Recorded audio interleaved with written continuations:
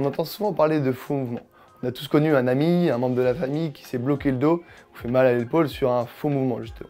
Considéré comme un geste néfaste pour la santé, on a tendance à le pointer du doigt lorsque l'on a une douleur soudaine. Mais le problème, c'est que c'est pas le mouvement qui est fautif. C'est que notre corps n'a pas été capable de supporter la contrainte qui a été imposée par le geste.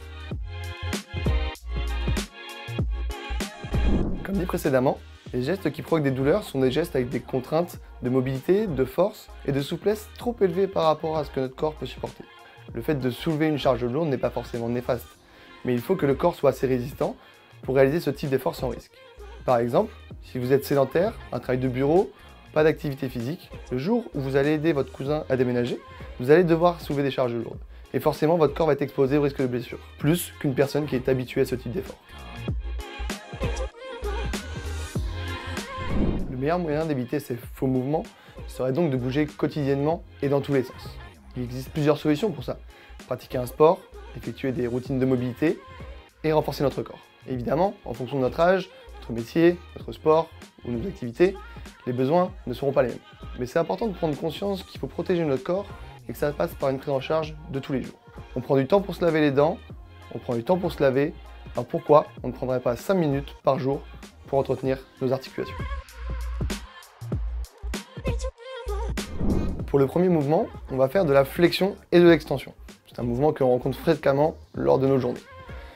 Premier mouvement, on positionne les mains au niveau du bassin et on va chercher à regarder le plafond.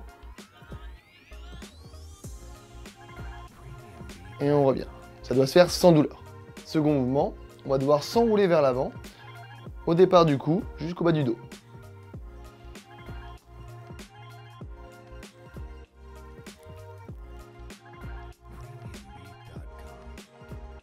Donc on va passer aux inclinaisons. On va venir pousser la main vers le plafond, se laisser tomber sur le côté, maintenir la position quelques secondes et réaliser la même chose de l'autre côté.